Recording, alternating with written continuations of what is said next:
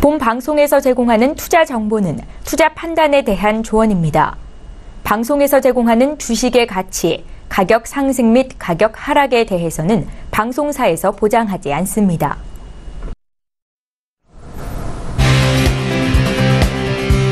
슈퍼스탁 발굴 프로젝트 글로벌 슈퍼스탁의 김민아입니다. 최근 해외 투자에 대한 관심이 날로 증가하고 있습니다. 그래서 저희 프로그램 글로벌 슈퍼스탁은 해외 선물부터 중국 주식, 암호화폐까지 전 세계를 대상으로 유망 투자 종목을 발굴하고 시시각각으로 변하고 있는 전 세계 이슈들을 진단을 해서 우리 투자자분들께 올바른 정보를 드리는 것을 목표로 하고 있습니다. 1시간 동안 함께 하시면서 해외 투자 분석 그리고 매매 전략까지 한눈에 받아가시기 바랍니다. 저희 프로그램은 서울경제TV 홈페이지와 톡스타 홈페이지를 통해서 더욱더 깊이 있는 정보들 받아가실 수 있습니다. cntv.co.kr, 톡스타.co.kr을 통해서 또 참여하시기 바랍니다. 참고로 본 방송에서 제공하는 정보는 투자 판단에 대한 조언일 뿐 주식의 가치나 수익률을 보장하고 있지 않습니다. 저희 서울경제TV는 자본시장법을 준수하여 1:1 투자 상담, 유사수신 행위, 무인가 영업행위, 불법 대여계좌 홍보 및 가입 권유 등 모든 불법 사항들 엄중하게 금지하고 있습니다.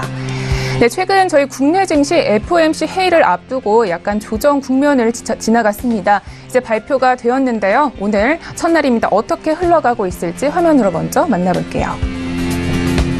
네, 먼저 코스피 지수입니다. 0.72% 오르면서 2,500선까지 올라왔습니다. 매매 동향으로 살펴보시면 현재 기관만 팔자세고요. 개인만 팔자세고요. 기관과 외군 모두 사자세입니다.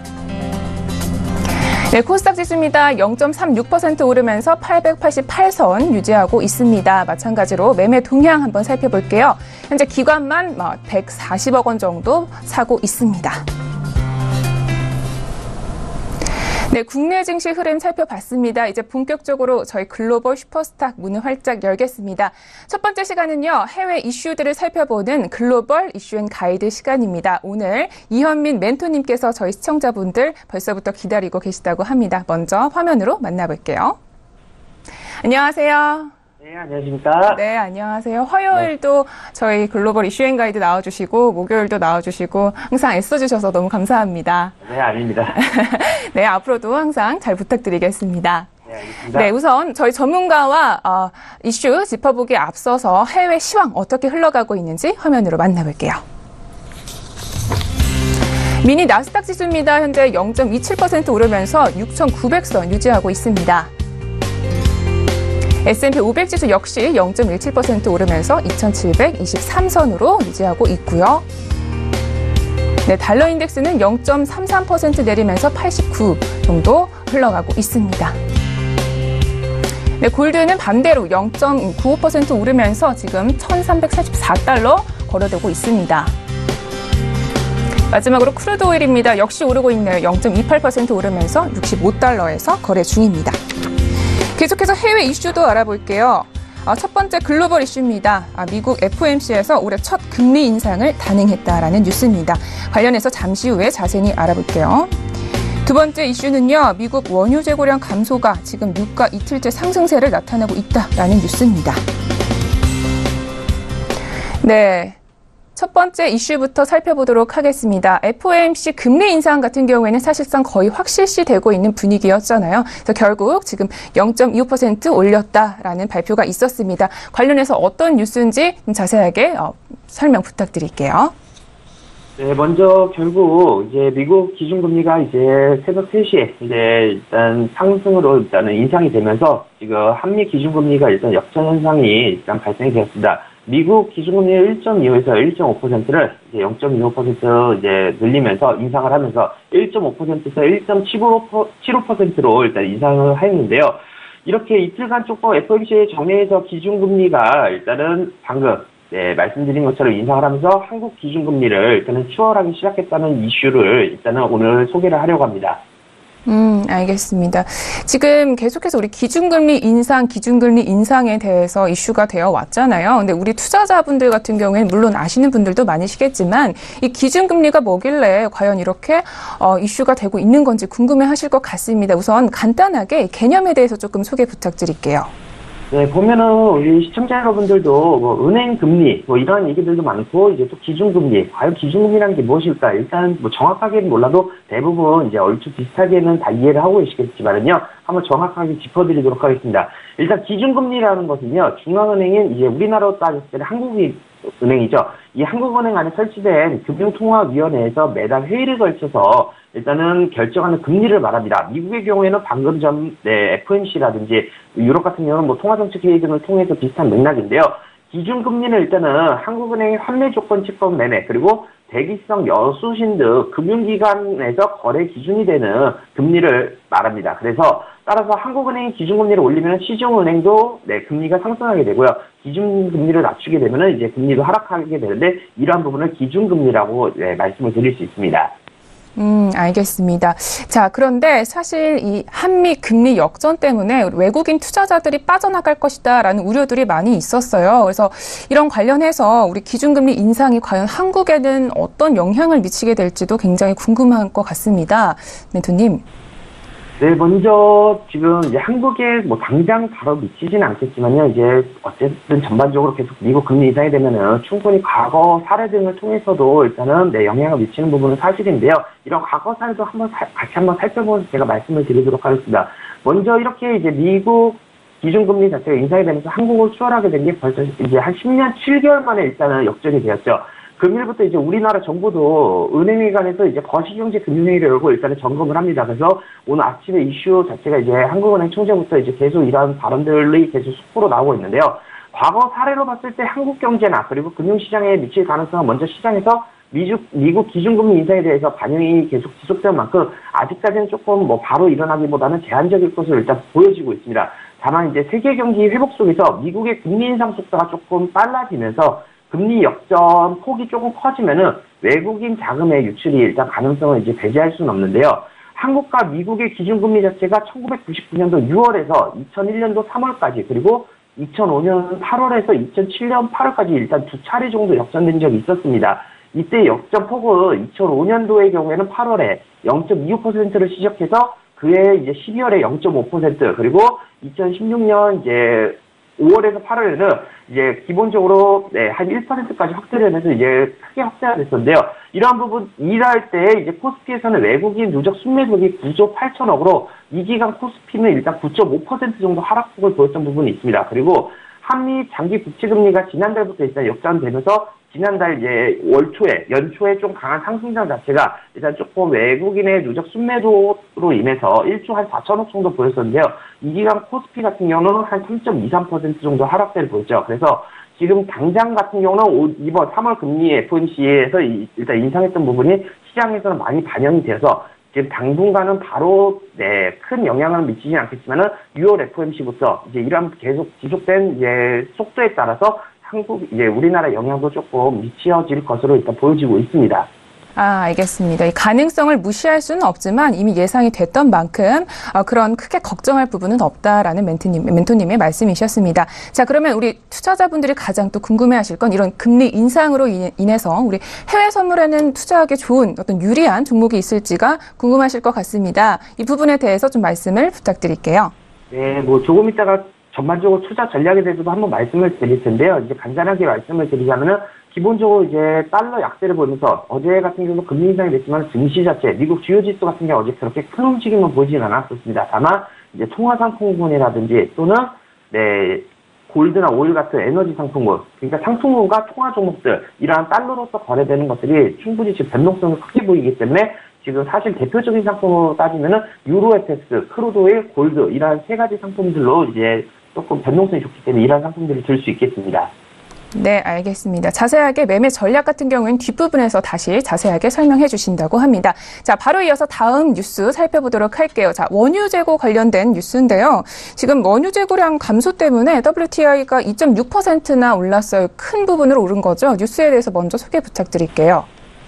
네, 먼저 국제유가가 어제 미국 원유 재고량 감소에 이제 상승을 하였는데요. 지금 이틀 연속 강한 상승분을 보였었기 때문에 조금 이러한 부분들이 이슈가 됐습니다. 이러한 상승세는 일단은 미국의 어제 원유 재고량 방송에서 이제 일단은 감소에 따르는 재고량 자체 감소 이런 부분들도 있고요. 이제 추가적으로 이제 부연 설명을 드리자면 조금 이따 이제 다시 한번 상품에 대해서도 말씀드리겠지만은 이런 지정학적 이란과 이제 사우디 간의 이란 부분들 자체도 추가적으로 일단 상승분을 보였다는 내용의 이제 뉴스들이 있었습니다.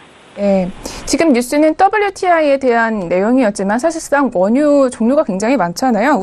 우리가 거래하는 해외 선물 중에서 또 유가는 어떤 상품들이 있는지도 궁금한데 좀 자세하게 설명 가능하실까요? 네, 거의 보시면은요, 이제 유가의 경우에는 지금 거의 보면 이제 막 서부 텍사스산 원유 이런 얘기를 많이 들어보셨을 겁니다. 해외 선물 중에서 일단은 유가를 거래할 수 있는 상품에서는 일단은 뭐 브렌트유나 이제 서부 텍사스 원유고요. 이제 기본적으로 우리가 많이 알고 있는 두바이유 같은 경우 현물 거래에서 많이 일어나고 있습니다. 일단 서부 텍사스산 원유 같은 경우는 미국의 서부 텍사스가 일단 생산지이고요. 미국의 지역에서는 일단 거래되지 않고 미국 내에서만 생산을 하고 수요를 하고 있습니다. 그리고 두바이유 같은 경우는 이제 중동이 원산지 원유로 우리나라를 비롯해서 이제 아시아 국가에서 좀 많이 사용을 하고 있는데요. 그리고 북해산 브렌트유 같은 경우는 영국 인근에 이제 북해도 부근에서 일단은 원유 일단 생산되는 것인데 이 북해유 같은 경우는 브렌트유는 일단 유럽에서 많이 소비가 되고 있습니다. 그렇다면은 이제 서부 텍사스 원유 자체가 일단 미국에서만 거래가 되는데 왜 그 영향력을 무시를 못하냐? 일단 전반적으로 원유 생산량의 한 4분의 1 정도 서부 텍사스 원유의 비중을 일단 차지를 하고 있고요. 그리고 전 세계적으로 일단 모든 원유의 결정을 가속하는 기준 유종이기 때문에요. 이런 부분들로 인해서 조금 우리가 서부 텍사스 원유를 가지고 이제 유가가 상승을 한다 또는 하락한다. 그리고 이제 이러한 원유 재고 발표 때 이런 부분들로 인해서 전체적으로 같은 움직임을 보이기 때문에 이러한 여러 가지 종목들이 좀 나눠질 수 있을 것 같습니다. 알겠습니다. 자, 세 가지 원유에 대해서 설명을 해주셨고요. 자, 그런데 이 유가의 방향이 과연 어떻게 흘러갈지가 또 궁금하시겠죠? 멘토님은 어떻게 보세요? 먼저 유가의 경우에는 이제 뭐 어제도 마찬가지로 이제 미국 기준금리 인상 위에 달러가 약세를 보이면서 이제 달러로 아까 전에 제가 방금 말씀드렸던 것처럼 뭐 달러로 거래는 되는 것들이 좀 변동성이 좋을 거다. 그리고 좀 강한 상승세를 보인다고 말씀을 드렸는데 지금 통상적으로 이제 달러 자체가 좀 하락세를 보이면은 반대로 이제 상품군들 그리고 유가의 경우에는 이제 강한 상승세를 일단 보여줄 수 있는데요. 전반적으로는 이러한 이제 원유 재고량 감소 자체가 일단 유가 상승을 끌었었고 그리고 기본적으로 일단 지금 중동 강자 노리는 사우디아라비아, 이란 간의 대립 간의 이러한 지정학적 리스크 자체도 지속적으로 아직까지 완화되기 전까지 유가의 상승을 계속 지지를 하지 않을까 싶습니다. 또한 지금 베네수엘라죠. 경제난으로 이제 조금 어려운 베네수엘라의 경우 산유량이 1년 사이에 일단 54만 배럴 정도 일단 급감을 한 155만 배럴로 일단 줄었기 때문에 일단 이러한 부분들 자체가 지금 단기 및 중기적으로도 한 6월까지도 아직까지 좀 상승의 여력이 남아있지 않을까 싶습니다. 네, 알겠습니다. 자, 미국 금리 인상 때문에 지금 달러가 약세가 이뤄졌고 이 때문에 또 유가가 상승했다라는 부분도 좀 주목하셔야 될 것 같습니다. 자, 오늘 이슈 두 가지 잘 들어봤고요. 자, 그러면 이런 이슈 두 가지를 또 잘 바탕으로 해서 우리 매매 전략을 잘 수립을 해야겠죠. 오늘도 가이드 한 줄평 준비해 주셨다고 하는데요. 멘토님, 오늘의 가이드 한 줄평은요? 네, 투자는 눈치 싸움입니다. 했습니다. 투자는 눈치 싸움이다. 여기서 말씀해 주시는 눈치 싸움이라고 하면은 사회적 변화, 트렌드 이런 거를 빨리 캐치한다 뭐 이런 말씀이신가요? 뭐 이런 부분들도 있는데요. 전반적으로 이제 뭐 글로벌 이슈로 따지다 보니까 이제 해외 선물 이제 투자하신 시청자분들을 위해서 제가 이렇게 한 문장을 작성했는데 해외 선물의 경우에는 이제 현물 시장과 반대로 네, 매수세와 매도세로 일단은 양방향 포지션 자체가 가능하죠. 그렇기 때문에 어느 쪽의 힘이 먼저 강한지를 보고 그 방향대로 추세 매매를 하시는 게 유리하기 때문에 이러한 가이드를 제시를 드렸습니다. 네, 알겠습니다. 좋은 가이드 감사합니다. 자, 그러면 이 가이드를 통해서 이제 매매 구체적으로 어떻게 해야 될지 기술적인 분석 부탁드리겠습니다. 네, 먼저 유로 FX부터 차근차근 봐보도록 하겠습니다. 자, 지금 일단은 제가 항상 120틱 차트나 이제 300틱 차트로 변동성에 대해서 말씀을 드렸다면 변동성이 좀 너무 강하게 나왔기 때문에 제가 오늘은 좀 분봉 위주로서 일단은 말씀을 드리려고 하는데요. 자, 지금 오늘 아시아장에서도 추가적으로 지금 강한 상승세를 보이고 있습니다. 14고 이제 저가 라인 자체에서 강한 지지를 받으면서 조금 저항대였던 1.23 라인 자체를 돌파하면서 1.244 라인까지도 일단 상승분을 보였는데요. 추가적으로 이 라인 자체가 일단 돌파를 하면서 1.244 라인에서 살짝 밀림 자체가 오면서 당일 오늘 일단 1.243 라인까지도 충분히 하락할 수 있는 부분을 보이고 있습니다. 다만 하락한다고 해서 매도로서 대응하기보다는 눌림자를 기다리셨다 매수로서 대응하시는 게 맞고요. 다만 지금 아직 유럽장과 이제 미국장 자체가 개장이 안 됐기 때문에 추가적으로 큰 상승세 폭이 나온다 해서 1차적으로 1.24600과 그리고 1.247 라인대까지 일단 오늘 상방으로 열어두시는 게 맞고요. 그리고 다만 고점 라인 부분에서 살짝 고점을 갱신하지 못하면서 단기적으로 틱 차트로 봤을 때 전저점을 무너뜨렸을 때는 네, 지금 중심선 부분이 당일 고가와 저가의 2분의 1 지점까지는 일단 단기적으로 큰 흔들림 자체는 올 수 있습니다. 네, 그렇지만은 시가하고 저가 라인 무너지기 전까지는 매수 대응이 네, 유리하다라고 보시면 좋을 것 같습니다. 다음으로 오일 봐보도록 하겠습니다. 아까 전에 오일의 경우에도 제가 한번 네, 간략하게 좀 뒤편에서 말씀드린다고 해서 오일 유가에 대해서 좀 말씀드리자면요. 유가의 경우에는 지금 최근에 이제 한번 64달러대까지 올랐다가 이제 60달러까지 조금 위협을 받으면서 좀 강한 하락세를 보이고 방향을 못 잡으면서 약간 조정을 계속 받는 부분들을 보였습니다. 그러면서 이제 강하게 이제 방향을 잡아주셨죠. 이제 수렴 자체가 일어난 이후에 강한 방향을 상승세 쪽으로 일단 잡아줬는데요. 최근에 일단은 단기 고점으로 보면 1월 25일 날 66달러, 네, 1월 25일 날 66달러까지 올라왔던 부분인데 66달러로 올해 아직까지는 충분히 또 갱신했던 부분들이 없었기 때문에 이 66달러 자체가 좀 강한 또 저항이 될 수도 있습니다. 요번 원유 재고 같은 경우는 일단 미국에서는 일단 감소세로 나왔지만 또 추가적으로 이런 유가 상승에 따른 이제 어떻게 보면 네, 생산에서 이익 자체가 많아진다면 또 생산량을 늘릴 수 있는 셰일 오일이든 이런 업체들에서 일단 최고 장비수를 늘리면서 또 늘릴 수도 있는 부분이기 때문에요. 일단 66달러대를 돌파했을 때는 이제 중장기종 한 70달러대까지도 충분히 볼 수 있지 않을까 싶습니다. 다만 당일 투자 전략으로 봤을 때는 65.50 라인이 오늘 당일 시가이며 고가로는 65.74 라인인데요. 이 라인 돌파 전까지는 단기적으로 매도로서 대응을 하는 게 맞습니다. 지금 5분 봉상으로 이제 30분 봉인데 이거는 20선 자체가 좀 무너질 수 있는데 오늘 당일 아래로 하락세를 치는 최근 차익 매물 실현 등이나 이런 부분들로 해서 발생이 된다 할 때는 일단 64.74와 그리고 64달러까지도 충분히 하락세를 다시 한번 나타낼 수 있는데요. 아직까지 매수 대응 자체는 오늘 65.50 라인 돌파를 하면은 그때부터 대응하시는 것이 유리하지 않을까 싶습니다. 다음으로 골드 봐보도록 하겠습니다. 자, 골드의 경우에도 어제 미국 금리 인상 이후에 강하게 상승세를 보였습니다. 그리고 나서 아시아장에서는 이런 부분들로 인해서 다시 한번 하락세로 다시 한번 시장 안정을 찾아가는 모습을 보이나 싶다가 다시 한번 시가 라인 자체를 안착을 하면서 매수세를 보이고 있죠. 일단 오늘 당일 고점 자체는 지금 현재 가지는 1335 라인인데요. 지금 추가적으로 1336 라인에서 일단 저항을 받고 시가 라인과 저가 라인 자체를 무너진다면 좀 매도세가 나올 수 있습니다. 다만 고가 라인 1336.9 전일 고점 자체를 돌파를 한다고 했을 때는 골드의 경우에는 평균적으로 140에서 140틱에서 한 150틱 정도까지도 움직임을 보이기 때문에요. 지금 금일 충분히 더 올린다 할 때는 1340라인까지도 충분히 도달할 수 있지 않을까. 다만 36.9, 37라인대로 갱신하지 못한다 할 때는요. 변곡 대응으로서 일단은 시가 라인 자체까지 끌고 내려오시고 시가와 저가 라인 무너지면 그때부터 확실하게 매도 대응하시는 게 유리하지 않을까 싶습니다. 자, 마지막으로 나스닥도 한번 볼 텐데요. 나스닥의 경우에는 일단은 어제 주요 지수 자체가 아직까지는 큰 움직임 방향 자체를 못 잡았었죠. 어제 이렇게 이슈가 있었는데도 불구하고 위 상단과 하단 쪽에서 일단은 움직임 자체를 방향을 안 잡아줬었기 때문에 위쪽에서는 6,950 라인과 그리고 아래쪽에서는 6,840 라인에서 일단은 아직까지는 좀 제한된 움직임을 보인 이후에 좀 시장 안정화가 됐을 때 증시 자체는 아직까지는 또 무역전쟁 등 이러한 부분들이 완화됐다는 언론에서 이런 내용들이 좀 안 나오는 부분들도 있죠.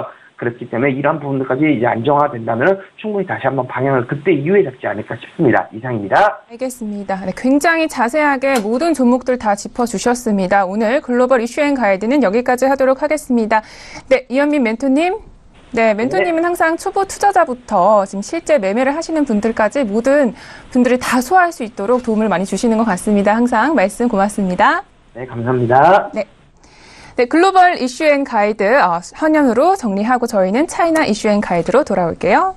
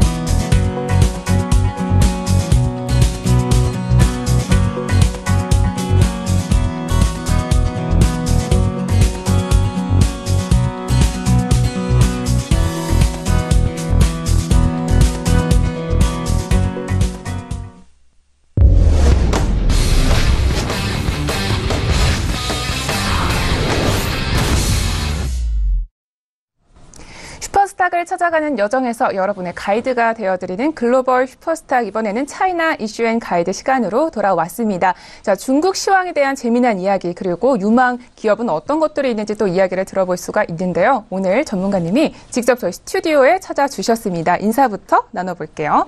안녕하세요. 네, 반갑습니다. 네, 목요일마다 이렇게 찾아주시는 건데, 사실상 목요일이 우리 일상생활 하시는 우리 분들 가장 힘든 요일이라고 하시잖아요. 괜찮으세요? 그런가요? 네. 저는 목요일 방송국을 생각이 아주 상쾌했고요. 아, 정말요? 또 어제 눈이 왔었잖아요. 네. 그러고 나서 미세먼지가 좀 없어져서 운전하고 오는데도 너무 상쾌하고 좋았습니다. 긍정적이신 저희 멘토님의 네. 말씀 너무 고맙습니다. 자, 우선 이슈 살펴보기에 앞서서 간략하게 시황 어떻게 끝났는지 알아볼게요. 자, 중국 시황은 조금 답답합니다. 뭐 중국 쪽에 투자하시는 분들은 왜 이렇게 답답해 이런 말씀하실 것 같은데, 일단 중국은 가지고 있는 재료는 많아요. 전인대 폐막 이후에 뭐 정책적 기대감이라든지 여러 가지가 있는데, 미국이 뭐 금리 인상한다고 하니까 중국도 단기적으로 우리도 올려볼까 이런 이야기도 하고 있거든요. 그러니까 뭐 금리가 올라가게 되면 아무래도 증시는 영향을 받을 수밖에 없기 때문에 잘 올라가다가 어제 음봉으로 좀 변환된 그런 모습이었다 보시면 될 것 같고요. 뭐 일단 불확실성 해소하고 나서 우리나라 증시도 올라오고 있기 때문에 중국도 뭐 조금 이따 개장하게 되면 나쁘진 않을 것 같다라는 판단을 좀 해볼 수 있을 것 같습니다.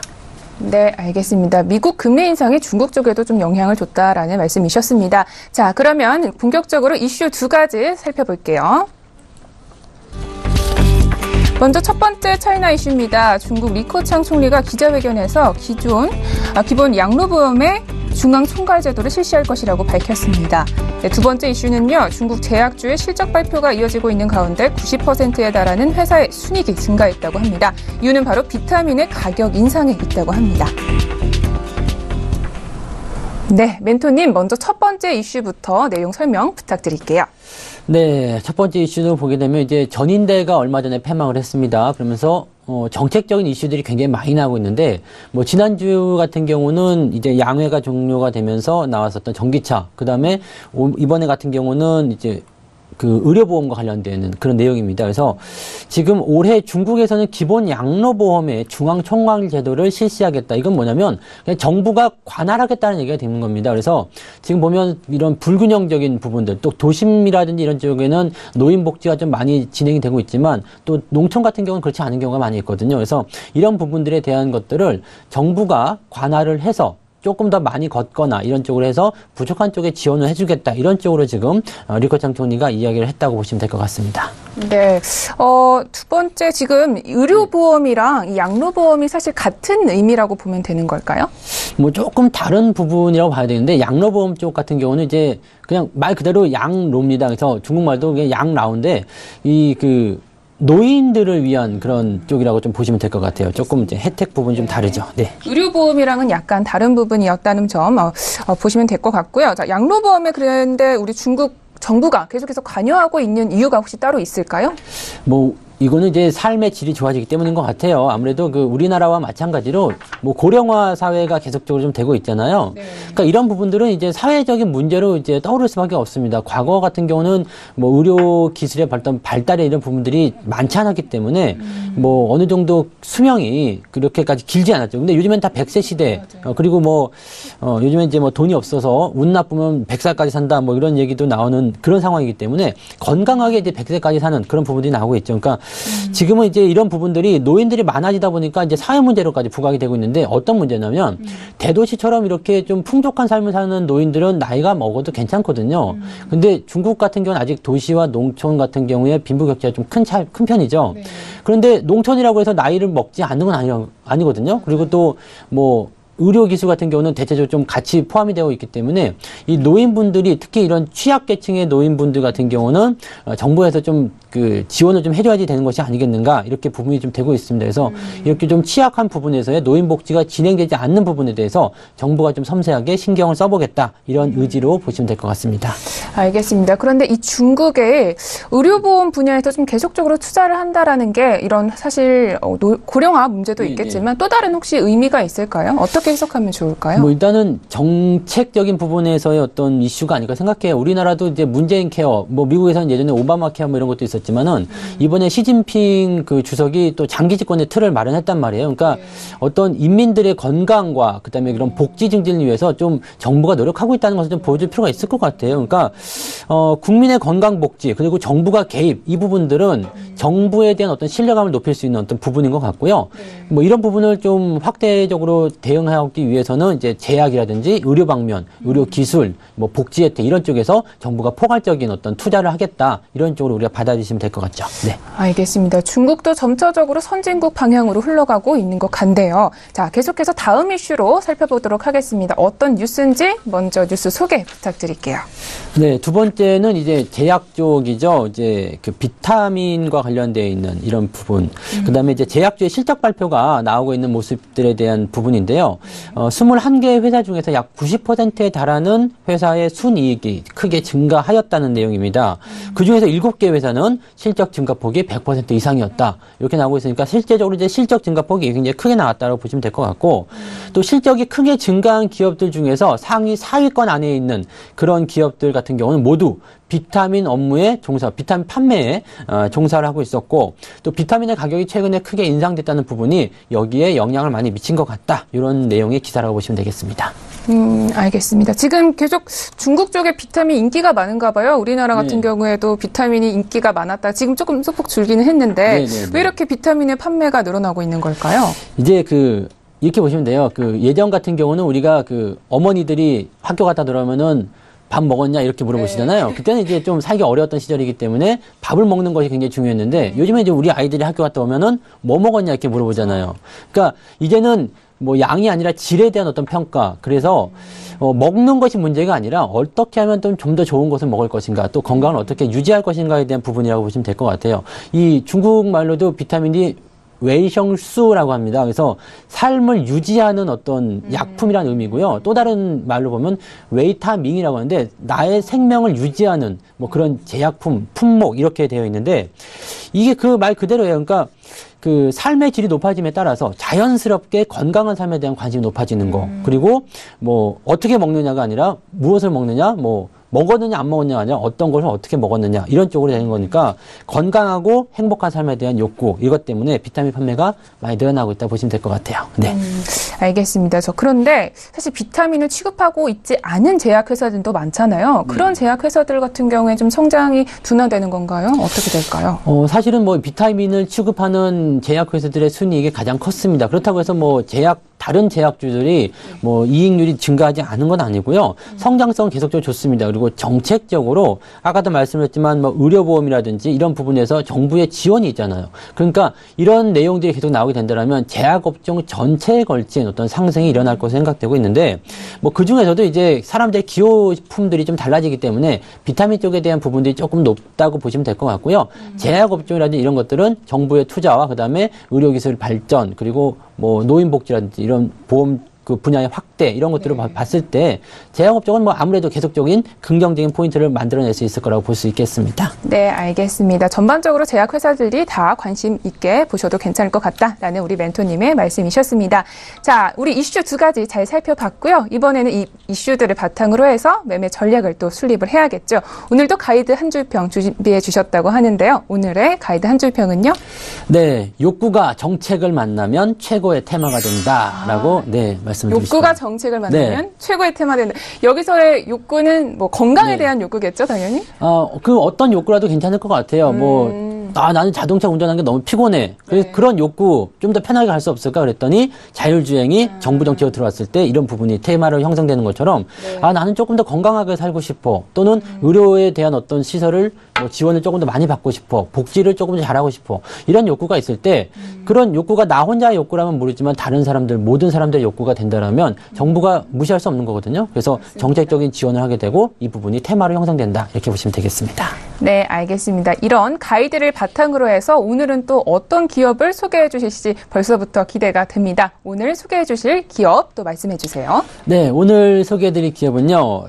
제약주입니다. 뭐 이미 눈치를 좀 채고 계셨겠지만, 제약주를 사셔야 되겠죠. 왜냐하면 이제 제약 업종에 대한 부분들이 굉장히 좋은 흐름들을 좀 보이고 있고, 또 앞서서 말씀드렸듯이 이제 비타민의 판매가 많이 늘어나고 있다는 것도 말씀드렸잖아요. 그러니까 이 기업은 이제 그 비타민 쪽 부분에서 지금 중국 내에 1위, 그 다음에 뭐 세계 3위권에 있는 기업인데요. 바로 절강의약이라는 기업입니다. 네, 중국말로 치면 이제 쩌지양이야오라고 하는데요. 네. 코드 번호는 이제 600216 상해 쪽에 상장이 되어 있습니다. 그래서 후광통으로 여러분들이 거래를 하시면 될 것 같고요. 네, 우리나라도 네. 그렇고 중국도 계속 이 제약주가 계속 날리는 것 같네요. 네, 우리나라는 이제 보면은 이제 한번 좀 꺾이는 그런 형태의 모습이 좀 있긴 한데 이제 중국 같은 경우 이제 또 막 시작하는 그런 부분이 있는 것 같아요. 그렇구나. 왜냐하면 이게 지금 이익률이 굉장히 많이 증가를 하고 있어요. 그리고 사실적으로 좀 보면 글로벌적인 어떤 규모를 좀 가지고 있는 기업들이 많거든요. 네. 지금 오늘 말씀드린 이 절강의학 같은 기업도 상장 제약사 중에서 1분기 순이익이 가장 크게 증가한 기업입니다. 뭐 3월 13일 날 공시를 좀 보면은 뭐 무려 그냥 순이익 증가 폭이 1사분기 때요. 네. 순이익 증가 폭이 1800%라고 하니까 뭐 어마어마하죠. 대단하네요. 네네. 이런 정도의 증가폭을 가지고 있는 기업이니까 우리가 한번 관심을 가져도 되겠다라는 말씀 좀 드릴 수 있겠고요. 네. 1997년에 설립을 했습니다. 그래서 뭐 역사는 뭐 이제 한 30년 정도, 20년 정도 이렇게 된 기업인데, 이 기업이 중점적으로 좀 다루는 게 이제 보건 제품이라든지 영양제 이런 쪽입니다. 그러니까 영양제라는 부분들이 지금 아마 이 기업의 순이익을 크게 끌어올리는 역할을 좀 했을 것 같아요. 네. 그러니까 비타민 E 쪽에서는 이제 전국 1위, 그러니까 중국 내에서 1위입니다. 그러니까 중국 내에서 1위를 하니까 세계에서 3위를 하는 그런 상황이 좀 벌어졌고요. 비타민 H 같은 경우는 세계에서 1위입니다. 그래서 중국 같은 경우는 워낙 그 규모가 크기 때문에 중국에서 조금만 잘 나간다 싶으면 그냥 글로벌 회사로 바로 거듭나는 그런 모습이라고 좀 보시면 될 것 같아요. 네, 알겠습니다. 절강의학에 대해서 설명 들어봤는데요. 혹시 우리 차트를 보면서 좀 목표가, 매수가 이것도 알려주실 수 있으실까요? 네, 당연하죠. 네. 지금 이 기업 보시면은 이제 지속적인 상승이 좀 나타나고 있는 상황입니다. 그래서 꾸준하게 움직임이 좋은 편으로 지금 진행이 되고 있고요. 뭐 작년 연말부터 해가지고 올라오는 형태의 모습이 좀 나타나고 있습니다. 저점이 올라가고 있죠. 그래서 현재 오늘 지금 장 시작하는 포인트에서 보니까 0.13% 정도 조금 상승세를 보이고 있네요. 상승 출발을 했고요. 어제 같은 경우는 이제 시장이 불안으로 인해서 조금 음봉이 나왔는데 오늘 괜찮은 모습입니다. 그래서 매수가는 지금 현재가 수준 뭐 16위안 정도, 지금 15.88위안 정도 왔다 갔다 하고 있는데 이 정도 나쁘지 않습니다. 그래서 이 정도 공략하시면 될 것 같고요. 손절 가격대 같은 경우는 바로 직전 저점이겠죠. 14.55위안 정도로 제시를 해드리고요. 네. 지금 보면 단계적 상승이 일어나고 있기 때문에 아마도 직전 고점대를 넘어가서 새로운 고점이 형성될 것 같아요. 그러면 단기적으로는 한 19위안 정도까지는 무난히 상승하지 않겠는가 이렇게 예상을 해볼 수 있겠습니다. 알겠습니다. 절강의학에 대해서 목표가와 매수가 그리고 손절가까지 모두 자세하게 말씀해 주셨습니다. 멘토님도 혹시 비타민 같은 거 잘 챙겨 드시는 편이세요? 네, 종합 비타민을 먹어야죠. 이제는 안 먹으면은 하루가 좀 다르더라고요. 아, 진짜요? 네, 뭐 네. 어떤 비타민 좀 잘 그냥 종합 비타민입니다. 네. 그럼 뭐 알겠습니다. 하나만 딱 노릴 순 없어요, 요즘에는. 네. 궁금한 게 이 절강의학 같은 경우에도 뭐 네. 신라젠처럼 뭐 항암제 개발이라던가 네. 이런 쪽으로 또 추진하고 있는 것들이 있을까요? 이게 타겟팅을 하는 것들이 있어요. 지금 미국 쪽에도 지금 특허 쪽에 대한 부분들을 진행하고 있는 부분이 있긴 있는데 네. 이게 지금 그 비타민 쪽으로의 어떤 집중력이 워낙 크다 보니까 아직 부각은 안 돼 있는 부분이고요. 네. 또 뭐 중국의 다른 기업 보면 이제 항서제약이라든지 이렇게 암이라든지 이런 뭐 신약 쪽으로 좀 집중된 기업들이 있거든요. 근데 그쪽 기업들하고는 규모의 차이가 조금 나요. 그래서 이렇게 그 뭐 어떤 타겟팅을 할 수 있는 신라젠이나 이런 것처럼 뭐 표적에 대한 어떤 그런 신약 개발 이런 쪽으로 타겟팅하기는 조금 무리가 있을 것 같고요. 네네. 뭐 일단 주력 제품군 쪽으로 좀 많이 보시는 게 좋을 것 같아요. 네. 알겠습니다. 개인적으로 사실 신라젠이나 뭐 실트리온 같은 네네네. 경우에는 좀 신약을 개발을 하고 있잖아요. 그래서 그렇죠. 급등을 하는 경우가 굉장히 많은데 맞아요. 이 같은 경우에는 사실상 안정적으로 좀 주가가 올라갈 수 있는 그런 긍정적인 부분도 있겠네요. 그렇죠. 이거는 이제 뭐 꾸준하게 이제 앞으로 증가할 수 있는 수요가 증가할 수 있는 부분이고 뭐 신라젠이나 이런 부분들처럼 뭐 어떻게 신약이 나와서 또는 어떤 효과가 있어서 급등하는 경우 같은 경우는 네. 과거에 이제 2015년도에 항서제약이 미국에서 이제 항암제에 대한 특허를 얻었거든요. 그러면서 주가가 단기간에 한 100% 정도 올라오는 굉장히 큰 기업인데도 그런 경우가 있었습니다. 그래서 뭐 이런 신약을 개발하는 기업들 같은 경우는 그런 이벤트가 있을 수 있겠는데 뭐 반대로 좀 리스크도 있을 수 있겠죠. 네. 알겠습니다. 오늘 소개해주신 절강의학 같은 경우에는 안정적으로 또 주가가 상승할 수 있을 것 같습니다. 오늘 말씀도 너무 고맙습니다. 목요일마다 항상 와주셔서 고생이 많으세요. 아닙니다. 네. 네, 고맙습니다. 그럼 다음 주에도 뵐게요. 네, 고맙습니다. 네, 고맙습니다. 네, 차이나 이슈앤 가이드 정리하고 저희는 코인 이슈앤 가이드로 돌아올게요.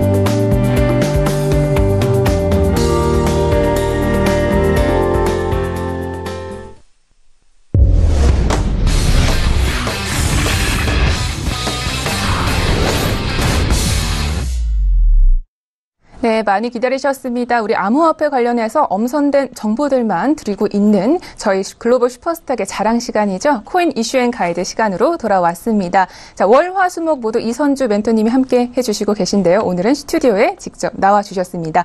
인사부터 나눠볼게요. 안녕하세요. 네, 안녕하세요. 반갑습니다. 네, 오늘은 정말 소녀소녀 하시네요. 네, 오늘의 컨셉입니다. 네. 매번 다른 컨셉. 네. 너무 예쁘십니다. 자, 우선 저희 이슈 살펴보기에 앞서서 시세 흐름 짚어봐야겠죠? 네, 멘토님 도와주세요. 네, 업비트 기준 9시 시세 기준 말씀드리겠습니다. 물론 지금 제가 확인을 했을 경우는 좀 많이 바뀌긴 했는데요. 전반적으로 상승장을 보이고 있습니다. 비트코인 같은 경우는 900만 원에서 지금은 1000만 원이 넘는 거래를 보이고 있고요. 에이다 그리고 뉴 이코노미 무브먼트 등 모두 상승을 하고 있습니다. 그리고 퀀텀만 아직 마이너스를 달리고 있고요. 나머지 리플, 네오 모두 상승 전환을 했네요. 거래량 순위 말씀드리도록 하겠습니다. 자, 1위가 바꿨습니다. 자, 바로 에이다로 바뀌었고요. 그 다음에 2위가 비트코인, 3위는 리플이고 지금 제가 방금 확인했을 경우는 퀀텀과 이더리움은 4위와 5위를 바꿔가고 있습니다. 네, 알겠습니다. 저희 어저께 우리 이선주 멘토님께서 사실 에이다에 대해서 강의를 해주셨잖아요. 근데 이 에이다가 지금 거래량 1순위에 올랐다는 게 가장 눈에 띄고 있는 것 같습니다. 자, 바로 이어서 저희 이슈 살펴보도록 할게요. 먼저 화면으로 만나보겠습니다. 네, 먼저 첫 번째 코인 이슈입니다. 세계 최초 제4세대 가상화폐 재산에 해당이 몰수됐다라는 뉴스입니다. 네, 두 번째 이슈입니다. 미국 피츠버그가 18개월간 비트코인 채굴을 금지할 방침을 밝혔다는 뉴스입니다. 네, 약간의 오류가 있었는데요. 첫 번째 뉴스는 사실상 지금 범죄의 신 가상화폐에 관련한 이야기입니다. 먼저 뉴스 소개 부탁드릴게요. 네, 뭐 암호화폐에 대한 이슈, 화폐로 봐야 되느냐 여러 가지 이야기 아직까지도 많은 사람들의 의견이 다른데요. 법원에서 지난 1월 30일에 이제 피고인이 약 3년에 걸쳐서 해외 서버와 그리고 도메인을 가지고 음란 사이트를 운영을 했는데 이때 비트코인을 또 몰래 받았다고 합니다. 그 다운로드의 대가로. 그렇기 때문에 여기에 대해서 몰수를 할 수 있느냐에 대해서 지금 2심까지는 몰수할 수 있다. 재산으로 볼 수 있다라고 판결을 했는데요. 물론 1심에서는 물리적 실체가 없기 때문에 뭐 고민이 되기 때문에 여기에 대해서도 판단이 엇갈렸지만 일단 지금까지는 그래도 획기적으로 첫 사례로 비트코인을 자산으로 인정했다는 거에 이슈가 될 수 있다고 생각을 해서 기사로 뽑아봤습니다. 네, 근데 사실 1심에서는 재산으로 인정을 하지 않았잖아요. 이 이유에 대해서는 어떻게 나와 있나요? 네, 일단 객관적으로 기준 가치를 상정할 수 없는 비트코인을 어떤 한 부분만 이익으로 또 범죄 수익에 해당하는 부분으로 보고 물리적 실체가 없기 때문에 가져간다는 거는 몰수한다는 거는 좀 어폐가 있다라는 그런 1심의 의견이 좀 엇갈렸지만 2심 재판부는 또 몰수의 대상이 된다고 봤습니다. 볼 수 있다는 거에 대해서는 좀 더 자세히 말씀을 드리도록 하겠습니다. 네. 그러니까 1심에서는 결국 몰수할 수 있다라는 판결을 냈는데 그럼 법원에서 비트코인이라는 것을 사실 실질적인 재산으로 인정한다라고 봐도 되는 걸까요? 네, 뭐 그렇게 봤다고 볼 수가 있겠죠. 일단 재판부는 범죄 수익을 이루는 재산이란 사회통념상 경제적 가치가 인정되는 이익 일반을 의미한다고 판단을 했는데요. 이제 범죄 수익에 해당하는 그것이 이제 은닉 규제 및 처벌 등에 관한 법률로 몰수의 대상을 형법상 물건에 한정하지 않고 재산으로 규정하고 있다는 점, 그리고 시행령에서 은닉 재산을 재산적 가치가 있는 유형, 무형의 재산으로 정의하고 있다는 점을 근거로 했을 때 이것은 범죄 수익을 이루는 재산이다라고 판단을 했습니다. 알겠습니다. 사실 그럼 이런 판결이 좀 사회적으로 어떤 영향을 미칠지 혹은 암호화폐 시장에 좀 어떻게 영향을 미칠지도 궁금할 것 같은데요. 어떻게 보고 계세요? 네, 뭐 정부도 암호화폐에 대해서 이제 뭐 투기 도박 상품으로 이게 좀 엄격하게 규제를 해야 된다고 해서 뭐 암호화폐 거래 실명제도 도입하고 여러 가지 이슈가 있는데요. 근데 사실 이 최소한의 투자자의 가치 보호를 위해서는 이 규제 그리고 법령 시행인에 대해서 좀 규정을 하고 통일되는 작업을 가져야 된다고 생각합니다. 뭐 아직 대법원까지 이제 향후 어떻게 판결이 될지에 따라서 확실한 또 가치를 인정받겠지만 비트코인이 이 자체를 뭐 재산으로 볼 수 있다, 화폐로 인정한다 이런 건 아닙니다. 일단 범죄 대상이 되는 재산에 대해서 비트코인을 받았지만 이 비트코인을 몰수할 수 없다는 입장보다는 몰수를 하는 것이 맞고 거기에 대해서 시행령이나 형법상 재산을 따져봤을 때 그 시행령 이런 법령에 해당이 되기 때문에 비트코인을 이제 몰수 대상으로 봤다라고 보여지는 거죠. 네. 법원에서는 지금 거래소를 통해서 사실상 법정 화폐로 환전이 또 가능하고 또 가맹점에서는 지급수단으로 인정되는 점 등을 좀 고려를 했을 때 재산이라고 판단을 했다라는 말이었습니다.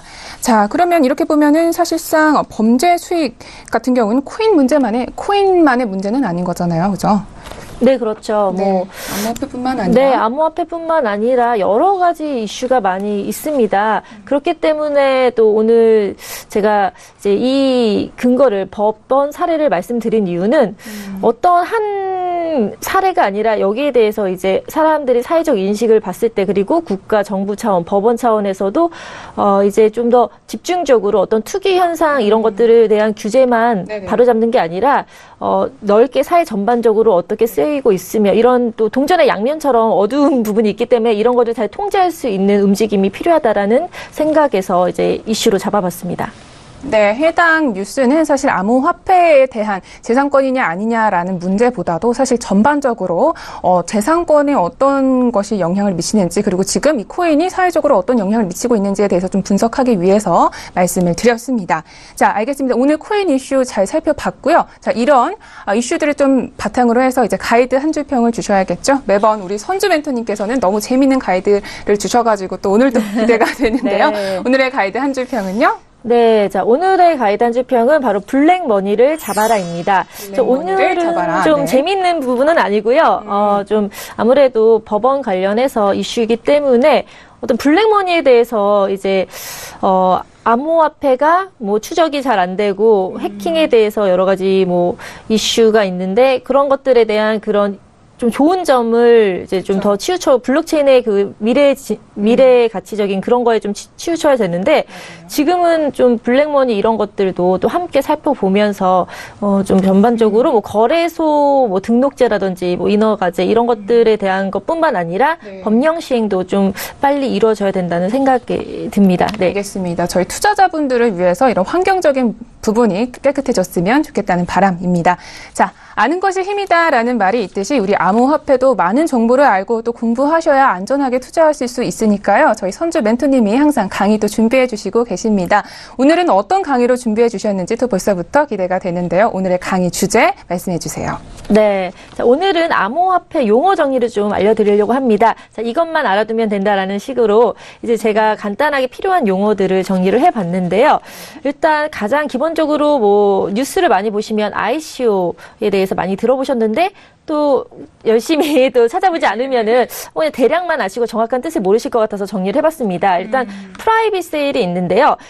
프라이빗 세일은 사전 판매 전, 비공개 사전 판매로 보통 이제 보너스율이 좋지만 최소 투자 금액이 1비트나 100이더 같이 높기 때문에 아무래도 기업이나 뭐 그런 큰 곳에서 이제 구매가 가능한 거죠. 그리고 나서 프리세일인데요. 이 프리세일은 프라이빗 세일 다음 단계로 사전 판매입니다. ICO를 하기 전에 진행되는 걸로 또 일반 ICO보다 좀 저렴하게 살 수 있다라는 장점이 있죠. 네. 그리고 이제 많이 들어보시는 ICO, 뭐 퍼블릭 ICO, 크라우드 세일 이게 다 같은 이야기를 말하는 건데요.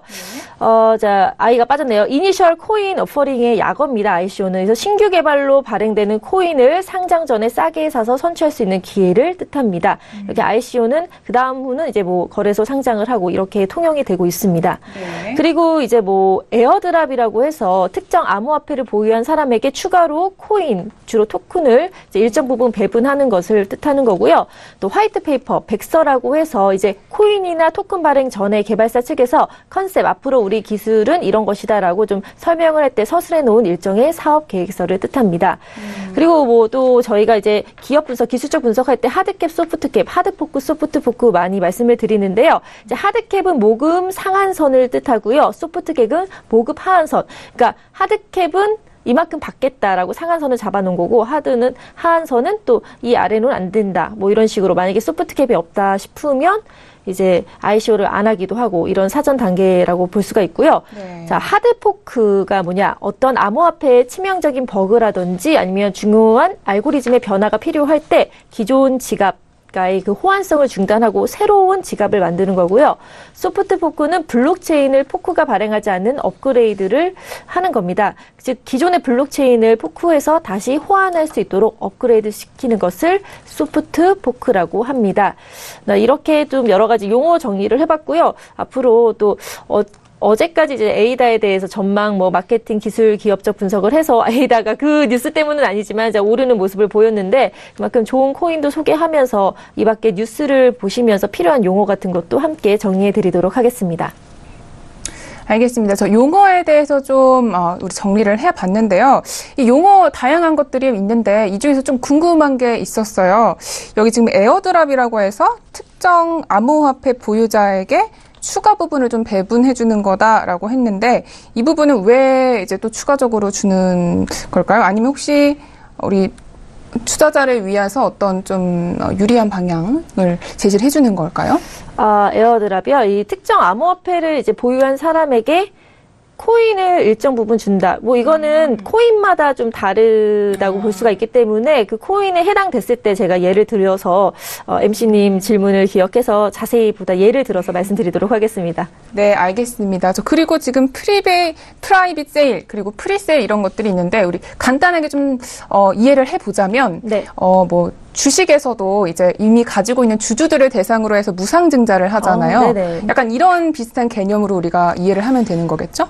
네, 뭐 같은 개념은 아니지만 비슷한 개념으로 볼 수 있고요. 그러니까 ICO는 기업상장, IPO랑 비슷한 개념으로 볼 수가 있고요. 그 전에 이제 뭐 비상장 주식 이런 것들을 뭐 프라이빗 세일, 프리세일로 볼 수는 있습니다. 물론 조금씩 차이는 있지만요. 그래서 순서가 이제 보통 이렇게 통용이 되지 또 꼭 이 순서만을 따르는 건 아닙니다. 그래서 ICO 전에 프라이빗 세일이라든지 프리세일 이런 것들을 해서 뭐 기사에서도 ICO 전에 이런 것들이 뭐 프라이빗 세일을 했다 또는 프리세일을 했는데 반응이 좋았기 때문에 뭐 ICO는 더 많은 규모를 뭐 또 상장될 예정이다. 뭐 이런 식으로 기사를 보시면은 이런 내용이구나라고 문맥의 흐름을 파악하시면 좋을 것 같습니다. 네, 알겠습니다. 오늘 여기까지 우리 코인에 대한 강의까지도 잘 들어봤습니다. 저 마지막으로 혹시 우리 코인 이슈앤 가이드를 또 시청하시는 분들께 이 코인 거래를 하는데 조금 유의했으면 좋겠는 부분이나 뭐 혹시 말씀해 주시고 싶은 부분이 있으면은 추가적으로 부탁드리겠습니다. 네. 자, 암호화폐는 수급에 의해서 100% 많이 좌우되는 그런 시장이라고 할 수 있습니다. 물론 거기에서 또 추가적으로 암호화폐 각각의 특성 그리고 미래의 가치가 어떻게 나아갈 수 있느냐 기술, 기업적 마케팅 저희가 계속 해드리고 있을 텐데요. 그런 것들을 참고해서 무작정 많이 수급이 몰리기 때문에 지금 오르고 있기 때문에 투자를 좀 해볼까라고 하는 건 위험한 또 상황이기 때문에 워낙 또 변동폭이 크잖아요. 그래서 그런 것들을 확실히 알고 본인의 좀 판단 기준을 명확히 좀 설정한 다음에 투자하는 것이 좋다고 추천드리고 있습니다. 네, 저희 이선주 멘토님과 함께면은 안전적으로 또 투자를 할 수가 있고 또 척척 박사가 될 것 같습니다. 오늘 너무 감사합니다. 이만 좀 보내드릴게요. 네, 감사합니다. 네, 코인 이슈앤 가이드 정리하고 마무리로 저는 돌아올게요.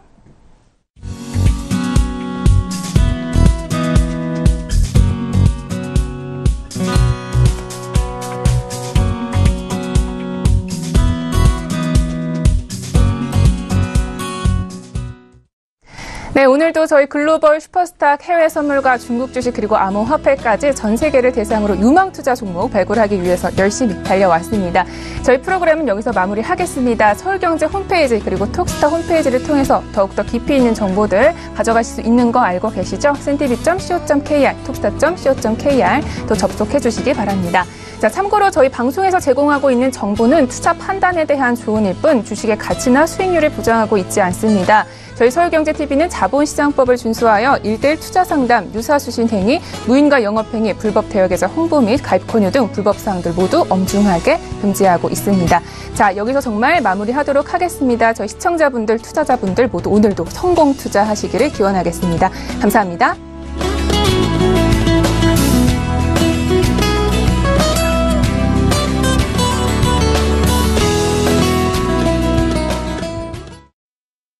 본 방송에서 제공하는 투자 정보는 투자 판단에 대한 조언입니다.